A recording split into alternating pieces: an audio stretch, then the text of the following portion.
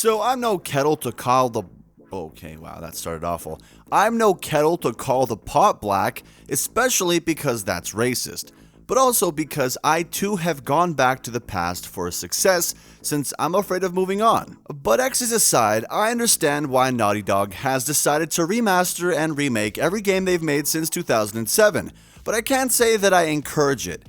Now, of course, I loved Naughty Dog, but their stagnant creativity over the past 10 years has really disappointed me. Since 2013, they've made 3 original games and remastered 2 of those games within a few years of their release. Not to mention The Last of Us 1 being remastered and remade and remastered once and then remade once. Okay, I got that right the first time. It's hard to keep track of all the things that they're remastering. And then they did the Uncharted collection, and then the 60 frames per second update for Uncharted 4, The Lost Legacy, and The Last of Us 2.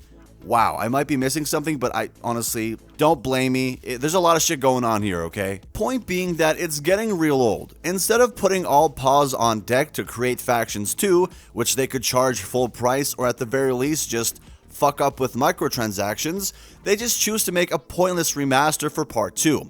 Now, some people are going to eat this up, and cool, do what you want with your money, but at some point you have to consider what it's going towards. Naughty Dog hasn't made a new IP in 18 years since Jack X. Like, for fuck's sakes, they're remaking Uncharted and The Last of Us. Meanwhile, the Math Jam community is yearning for a new game. Make it make sense! Naughty Dog are really, and I mean really, squeezing the dead horse cow dry with their franchises at this point by remastering and remaking them.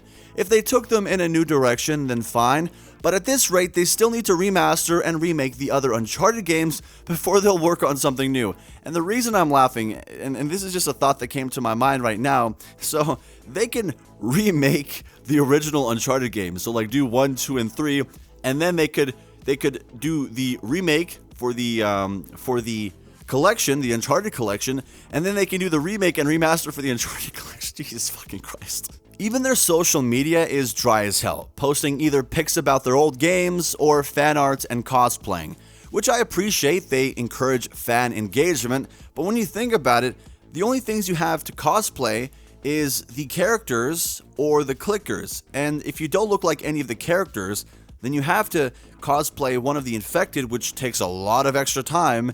And so, point being that there's no updates on any of the games they're working on. Like, I understand that it takes time for them to create something, but there's absolutely no updates on anything. Even Factions 2 was mentioned like, I don't know, 2 years ago, and then never talked about ever again.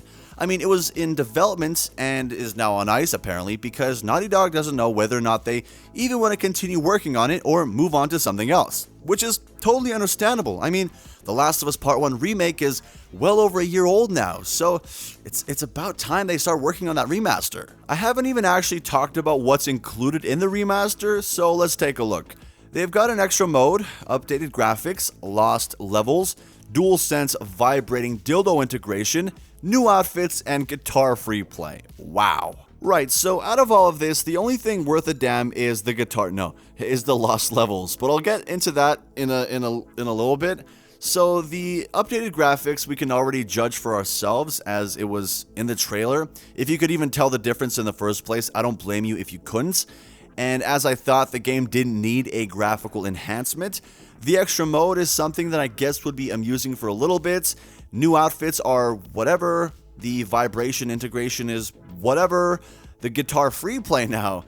Now, I take everything I said back. All of this could have just been an update included in that 60 FPS update from a few years ago. Like, you're telling me this bullshit wasn't just on some shelf at Naughty Dog since 2020 that they couldn't have just included in the previous update? This leads me to believe that Naughty Dog didn't even have the intention of making this remaster because they would have just held on to it until they released this bullshit. It's either that Sony forced them to do it, or they needed a placeholder for fumbling Factions 2. And as for the lost levels, I'd be very surprised if this was anything other than shit that they omitted from Part 2. And I know this is the case because when you look at least at the footage in the trailer, so the first lost level is what I think happened before Ellie's PTSD moments when she went to go hunt for that rabbit. And then the second one is what happened before the dance, or before Dina and Ellie's kiss.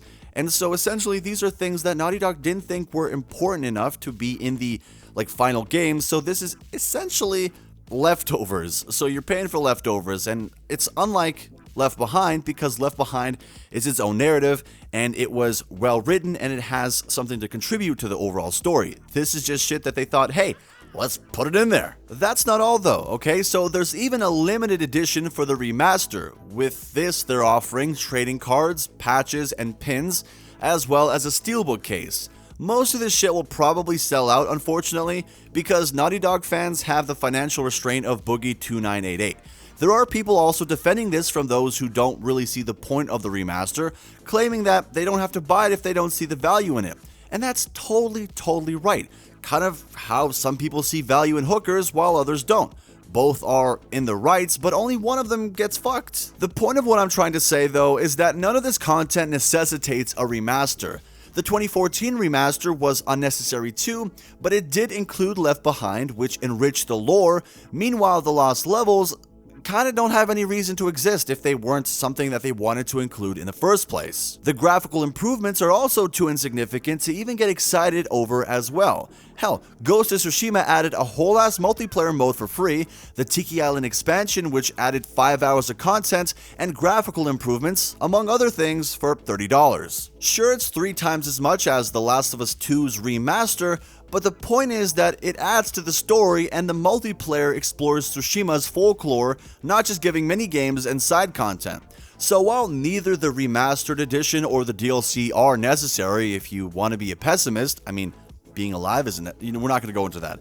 I can actually see the value in what Ghost of Tsushima had to offer in its 5 hours of content and multiplayer mode that was a whole lot of fun, while the remastered version only seems tacked on with content Naughty Dog cobbled together just to be able to charge for it. Anyways, I think I've explained to you why I don't rate this remaster in enough detail.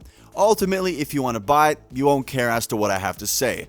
But I'm getting real tired with all of these remakes and remasters while there's no new content on the horizon. All this does is prove that companies can recycle old games instead of being forced to innovate. This shit is in the same category as the other practices plaguing the gaming industry. But whatever, I'm just wasting my breath at this point. Go buy it for all I care. I'm gonna go give a gender-inclusive beating in Spider-Man 2. Take it easy in the meantime.